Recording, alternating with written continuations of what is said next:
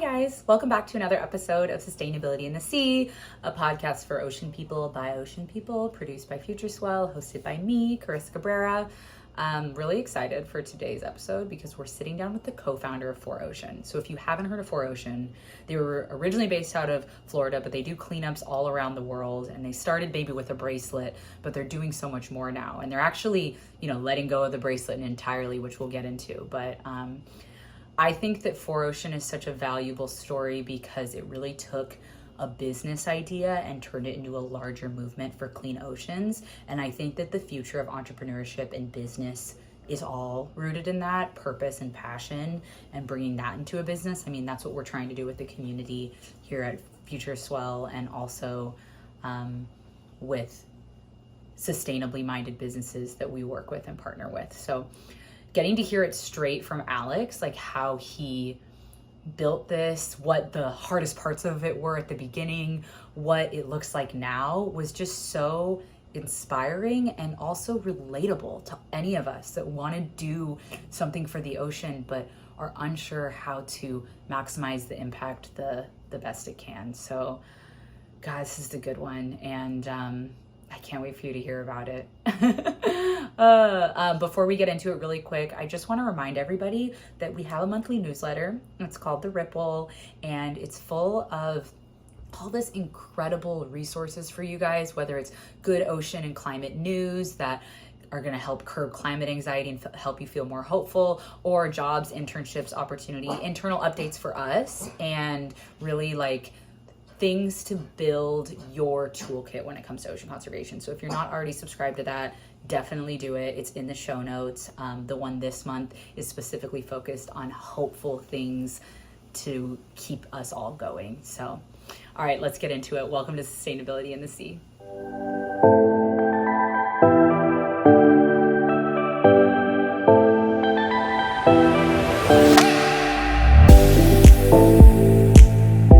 Alex Schulze, welcome to Sustainability in the Sea. Awesome. Thank you so much for having me on, Chris. I appreciate it. Yeah. Where are you tuning in from? So I'm tuning in from Boca Raton in Florida.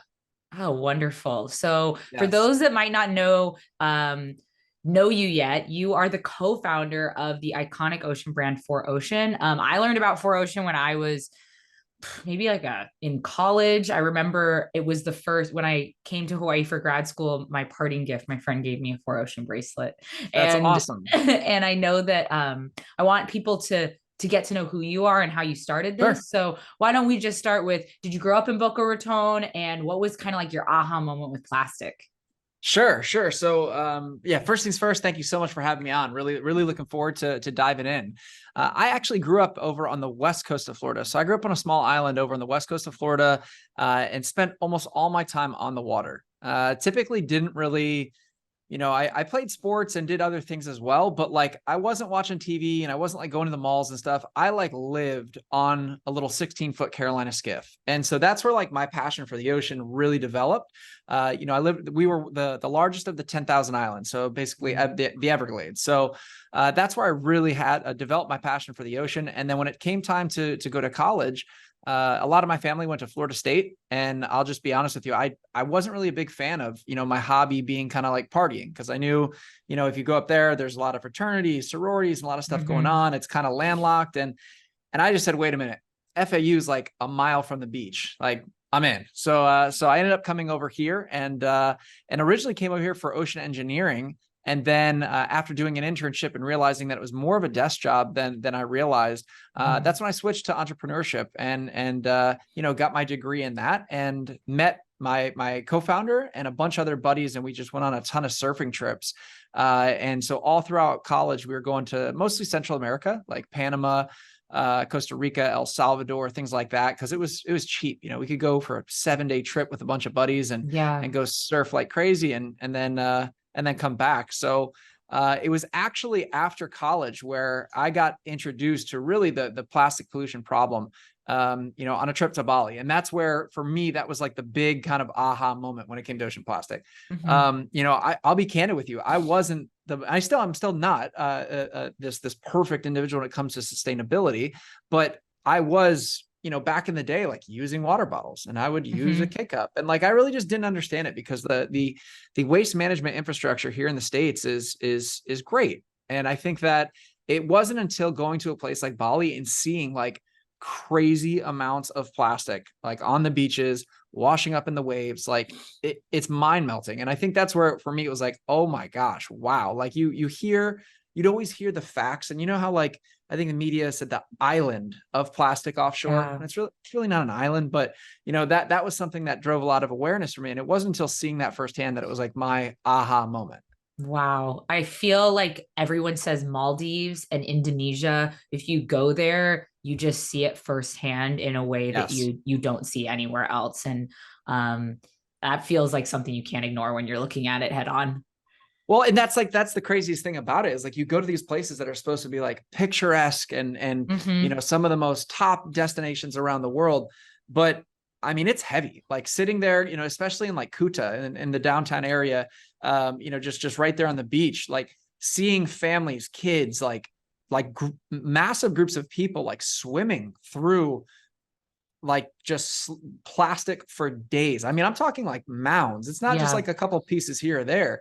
And that was just like oh my gosh, this is insane. So I think that is a big thing. And that's what we're trying to do with 4Ocean too, is kind of driving awareness to those things. Because like for me, I didn't really realize that there was that much plastic in the ocean and it was that big of an issue until kind of seeing it. Yeah. So when you had that, life-changing experience in Indonesia, you had already kind of made a decision internally, like, hey, I'm going to switch over to entrepreneurship. Um, my dad was an entrepreneur and I watched him start a business when I was growing up. And I feel like that Yep. really shaped me. Did you come from a family of entrepreneurs or were you kind of like carrying the torch in a lot of ways? Because it's hard to figure out. I mean, thank goodness you Yes. had a co-founder, but yeah, how did you land there? Yeah, so my dad actually was an entrepreneur. So he was a dentist. So he ended up starting his own dental practice and starting his own business. And for me, I really got the entrepreneurial knack not only from my dad, but also at a very young age. When I was like 5, 6 years old, I was going down to the beach and I was setting up a lemonade stand. So like I was literally learning about how to run a business and how to try and market, how to try and run operational expenses, etc. So like I was literally selling lemonade when I was a young kid. And then all through, growing up, I had, I cut lawns. I did a car wash business. I used to do fishing charters. I'm a licensed captain. I used to do valet throughout college. Like I've always been kind of, in a entrepreneurial mindset. And I always knew like I wasn't going to really work too much of a corporate job. Mhm. Really wanted to start a business around something that I was passionate about. Cause that's the thing for me is like, if my heart's not in it and if I'm not fired up on it, then I just it kind of kills me. So like that's where I really wanted to find a business and do something that I was passionate about. So no matter what, I knew it was going to involve the ocean.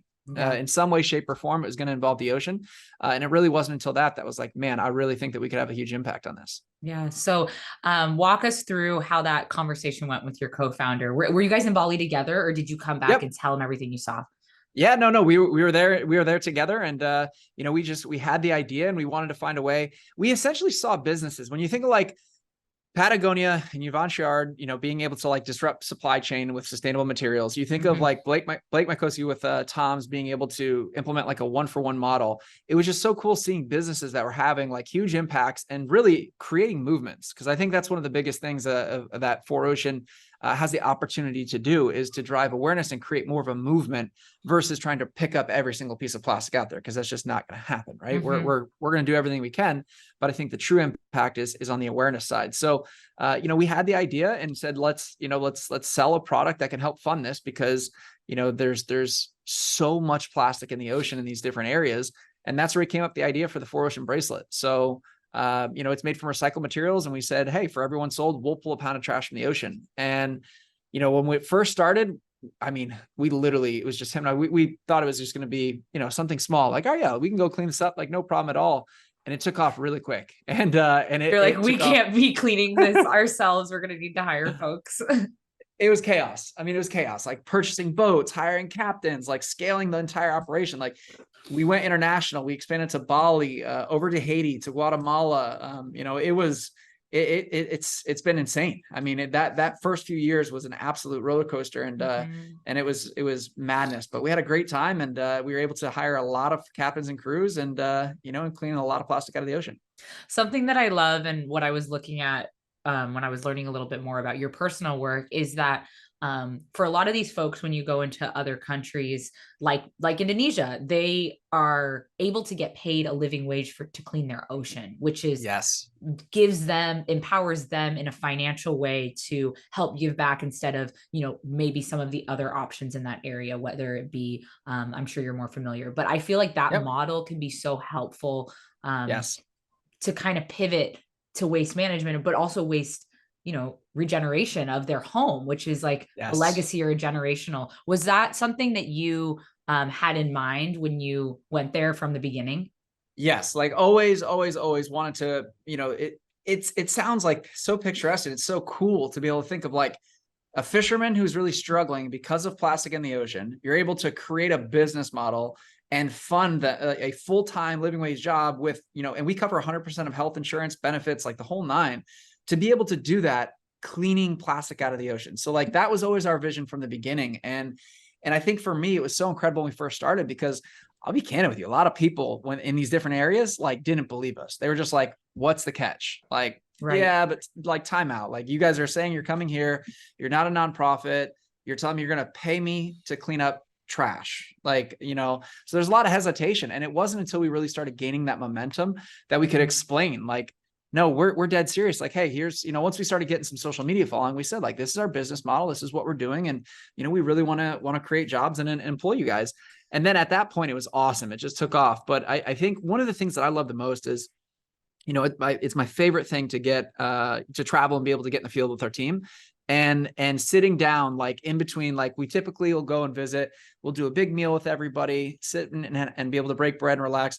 And we do big cleanups. And in those conversations, it's so cool because, hearing from our crew that's talking to us and saying like, hey, it's so cool that, I'm able to make a living wage, making my country a better and cleaner place for me and for my family. Like it's, we have a 98% retention rate on our cleanups team. And that's because like, we've got such an amazing, amazing team in our cleanups, and they're so passionate about what they do. And they really believe in what we're trying to accomplish. So I think that's something that really hits me, is like, it's just cool to see. And I think that's something that people really enjoy, is the fact that they're able making a living, cleaning up the areas, trying to make the oceans cleaner and better for their families and future generations. Yeah. And I've seen a lot of small businesses follow this model after you guys. And it's been incredible to watch you start that wave. And I know you were inspired by other change makers at the beginning, Yeah, but you mentioned something I want to go back to, which is your sure, storytelling and social media.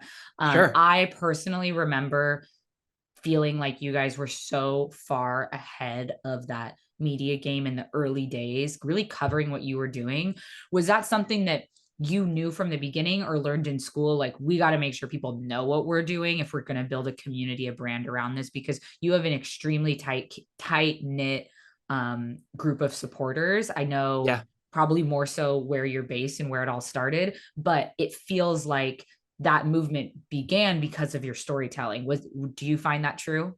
I absolutely. Absolutely. I think, we put a ton of energy and time and effort into, just developing the brand, the mission, what we represent. It's, it goes back to Simon Sinek's book of Start With Why. I highly recommend anyone that's like thinking about potentially starting something to read that, because it just goes into the purpose, right? The passion behind what you're doing, and trying to develop a group of people that are like-minded and they're not buying what you do, they're buying why you do it. Right. And that's what we're trying to do, and get buy-in across the board, not only just to, purchase products, but to live a more sustainable lifestyle. And that's what we're trying to hope. So I think, we definitely put a ton of energy and time in it. We're fortunate enough to grow a large following on social. I think we're just over 10 million right now across the platforms.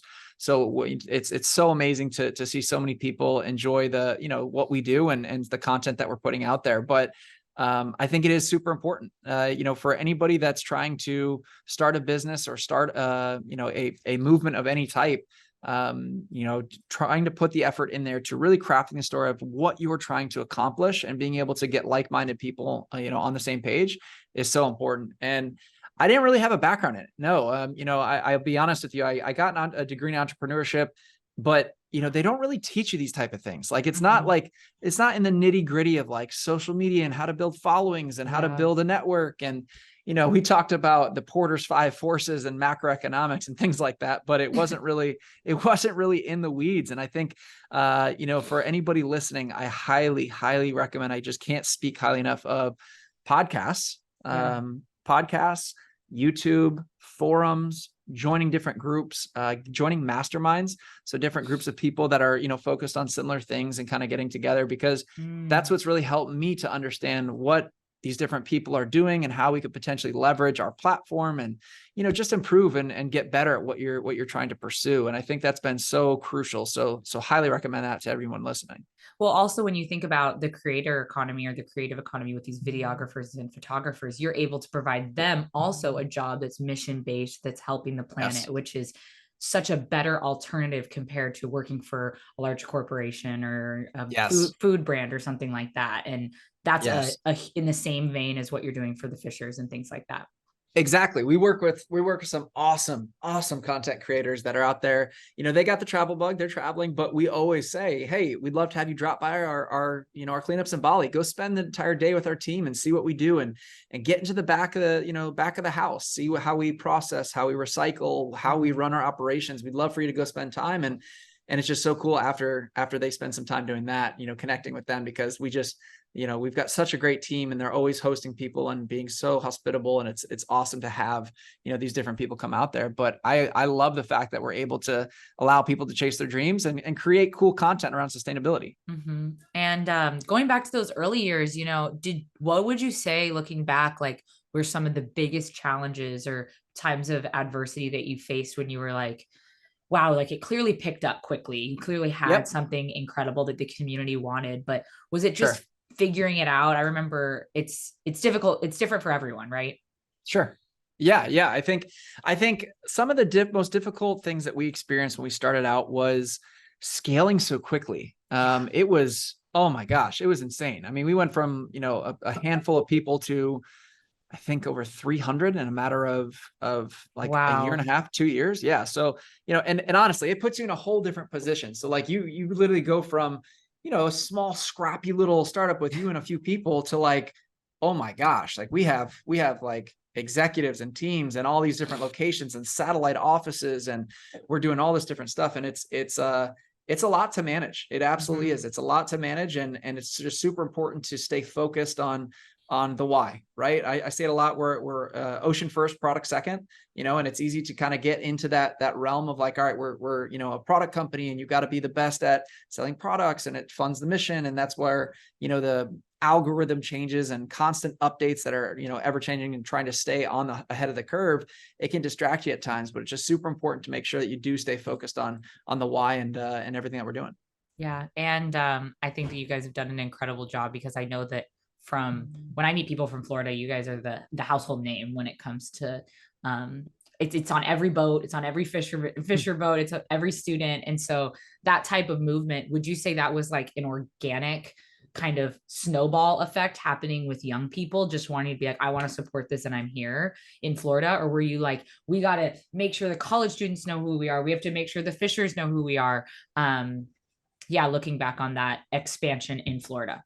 Sure. I think we were definitely fortunate to we were lucky in a lot of different things. Videos on social taken off, potential videos going viral. There were also things that we did that were very intentional. So like, from the beginning, we knew we wanted to create a community. So, trying to go above and beyond with like the handwritten notes in the orders and, sending out swag bags that came with like stickers and things that they could like kind of associate themselves with. And I think that was one thing that really helped us out, was like stickers on cars. Like it was so cool to see, a year later, having so many people from all around the world texting me saying like, check it out. No way, another 4Ocean sticker. Like, that's super cool. And I think that really helped us to kind of build that awareness. We went above and beyond trying to take care of our customers, essentially our people that are helping to fund our cleanups and want to get involved with what we do.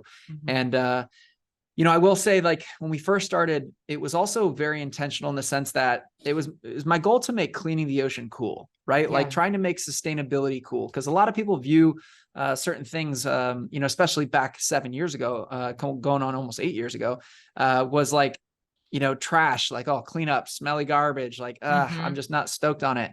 So like when we first started, the first boat that we bought, like, I was custom mixing like the paint schemes and like painting them to match and resemble more of a Coast Guard or an official type boat. Like, we spent a little bit more money putting like light bars and putting cool stuff on the boat so that it looked like, whoa, what is that? Versus just the super gnarly like trash boat, right? So like we wanted it to look really mainstream and cool because, the goal that we set out for was actually accomplished. We literally had people saying like, hey, when I grow up, I want to clean the ocean. And I was like, dude, that's so cool. Like, that's so cool that we're able to do this and try and like, create this image that it's not dirty work, that sustainability isn't just, something that people aren't really interested in, and just trying to take advantage of like mainstream tactics, like, leveraging celebrities, athletes, influencers. Like, we really need to get as many people involved, because I just think the industry in terms of sustainability and ocean plastic as a whole has kind of changed, and people are now open to the conversation. And one thing that I'm a huge fan of is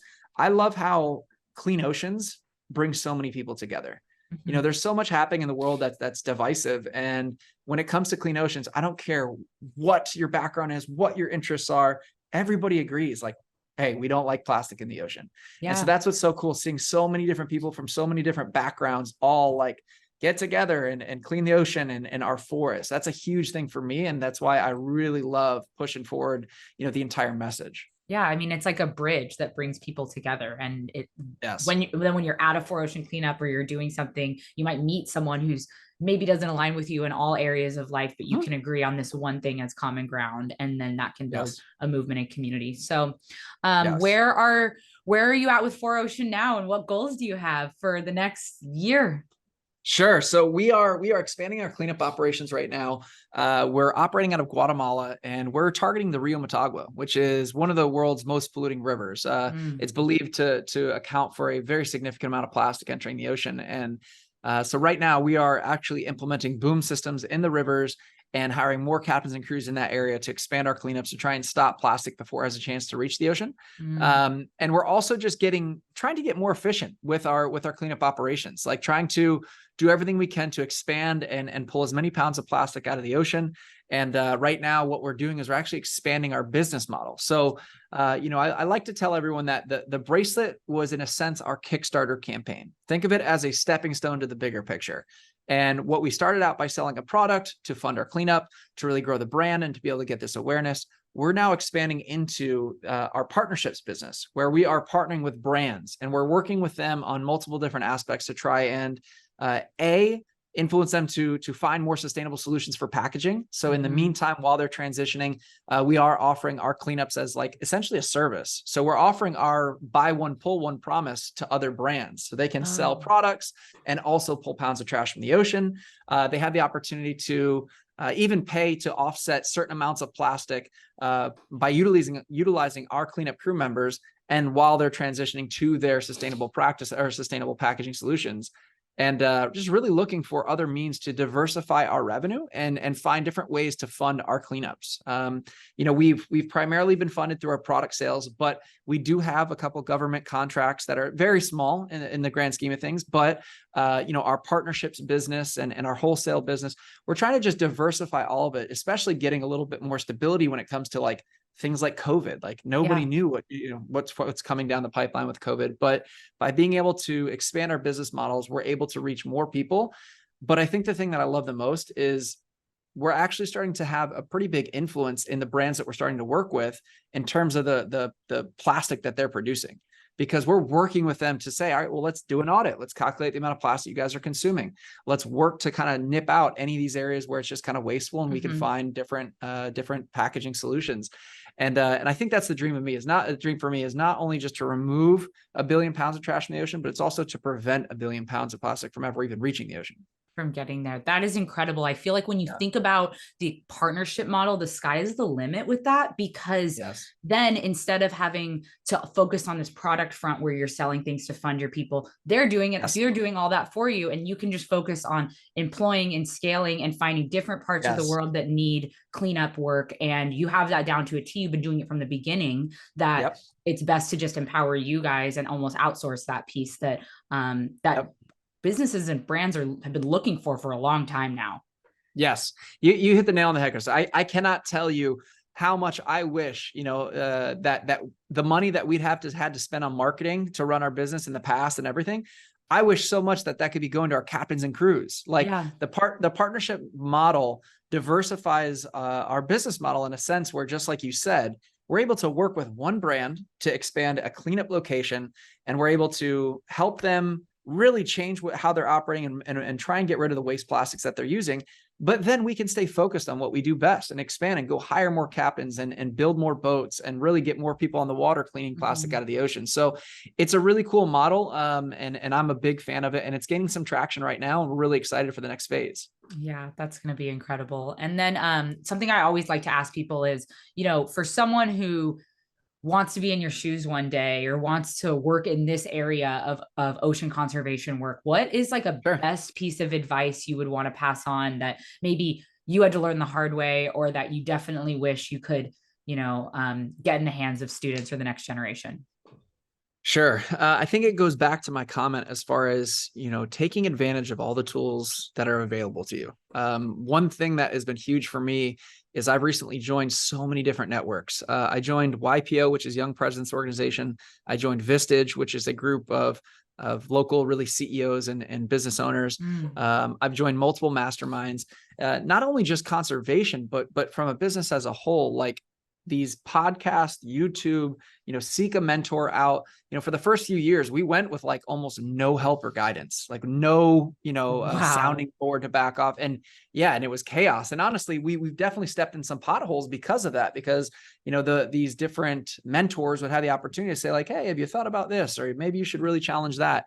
And I think something that for anybody that's wanting to start out in these different areas is trying to, one of my favorite quotes is seek advice from those who know. And just be a sponge, do everything you can to reach out and try and find mentors that can help you. And, what you'll find is a lot of people, I was always intimidated to ask people because I was like, man, they don't have the time. And I think what I realized is that people are stoked to help out. Like, if you come into it and you truly are passionate and you're fired up and you're like, obviously respectful, like, hey, please, can I just take you to coffee? Like, I only want 30 minutes of your time. I'd love to hear some input or advice. Most people are like, yeah, that sounds great. I would love to give you some feedback and share some knowledge. So that was one thing that I learned that has been really helpful for me. Yeah, I think that so many people don't know where to start when it's like a mentor, and it can be something as simple as, oh, your professor that you look up to, like, just ask them to coffee, Yes. go to their office hours, like prepare a few questions and I like what you said about seek advice from those who know, because everybody wants to give their advice, especially when you start especially when you start a business. But it's about taking certain things with a grain of salt and definitely putting more weight on the people that you look at and you go, I want to be there in a few years. And I really admire what they're doing. And that's the type of lessons that I want to be absorbing from and being a sponge. 100%. I couldn't agree more. Yeah. And so what excites you most about your work? I know you have an incredible position where you get to empower so many different people, but if you had to choose one. Honestly, I think for me, there's certain elements of the business side and especially, being in the office and countless meetings and things like that, it's a necessary evil. You got to do it and you got to push through that. But for me, when I get on these cleanups, I am fired up. Like when I'm traveled with the crew, we're out there in the field. I mean, I grew up literally ripping skiffs like since I was 6 years old. So like getting down in Guatemala and jumping in a panga and a tiller and just ripping up a river to go like, how are we going to discover and figure out how to install a boom, or let's go figure out how we can clean up plastic more efficiently. I think that's like the funnest thing. And I really believe that I do have my dream job. Not only are we able to create jobs for people around the world, work with amazing, amazing people and employ, captains and crews and do some amazing stuff for the ocean, but we're also doing awesome stuff for conservation. Like I've been able to, outplant corals and swim with tiger sharks and do like all the cool, fun stuff that like I've always aspired to do and be able to spend that time in the ocean around what I love. And it's just cool that like, I've been able to, you know, work that into the business and be able to really do the things that we're passionate about and build a group of like-minded people. So I think for me, like just getting in the ocean, getting in or on the ocean is like my favorite part, and being out there and, you know, just trying to get as many people out there involved. Well, the stoke and the passion is contagious too. Like you can't fake that, right? Like, yeah. Yes. Wait, really quickly, what's a boom? So a boom is essentially a barricade. They're used in oil spill containment scenarios. So what it is it's basically a floating barrier that we install into a river that stops plastic and corrals it so that our team can collect it. Okay. So it allows certain things to flow through, but it stops the plastic. Correct. So it's floating on the surface. It's subsurface, only about 4 to 6 inches. So no fish, wildlife, or anything like that. There's no netting for fish to, or, you know, or for animals to get entangled in. And then if a giant log comes through, it simply rolls under it. But yeah, we're still getting them installed. We're getting, you know, involvement. We've got a lot of booms installed in Bali, and our booms in Bali are very effective. And now we're going out to Rimatagua.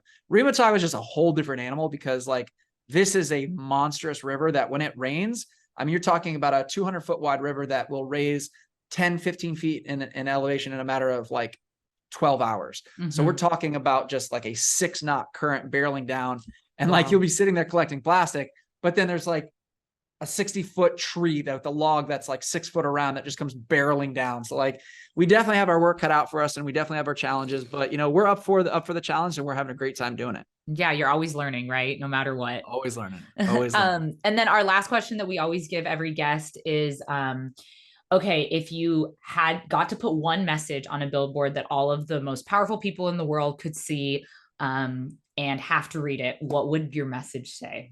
And it can also be like a design. We've had like artists come on and do that. Sure. But, sure. What would you want that message to be? One message that everybody in the world, powerful people could see. Let me think about that, because that's a great question. I know, it's always like, I always feel bad. I always feel bad, but it's like, it's the people who are making the decisions about our world and our country and outside of it. Like, what is the one thing I've gotten for inspiration? I've had a ocean therapist come on. He was like, just get in the water. I've had like artists come on that are like, you need you have a role too, things like that. But you have a very specific, I think mine would be, I love that concept of just get in the water, but mine would be something along the lines of, and I know it's related to ocean, but protect the oceans and the environments that we love for future generations. I think that's like the big thing for me. I just recently had a son, my wife and I, we had our first baby, and like, my life has changed. Thank you so much. My life has changed so much, just because like, you know, it kills me to think like, you know, we may lose coral reefs, we may lose these different areas, and all of the pollution in terms of plastic. Like, I want my little man to see all the things that I was able to see, and I want him to be able to experience all this cool stuff. So I think that's something for me that I would put up there. We did some messaging polling here in Hawaii, and using the term future generations resonates with everyone, no matter what. Yeah. And it's because everyone can see whether they have a family or they want to have a family, or they see other people's families. They know like, wow, like I just want these young people to have access to the same environments that we had. 100%. I completely agree. It brings people together the same way that clean oceans do. Exactly. I love it. Thank you so much for your time, Alex. Of course. It's been so great talking to you. I really appreciate it. If you're ever in Florida, give me a shout. We'd love to have you on a boat. And if we're ever in Hawaii, maybe we'll catch a surf or something. Yeah, I would love that. And thank you for everything you're doing on the other side of the country and across the world. So can't wait to follow along. I'm going to include everything, all your handles in our show notes for people listening. Follow along on 4Ocean and all of their journeys to protect our ocean from plastic pollution. So.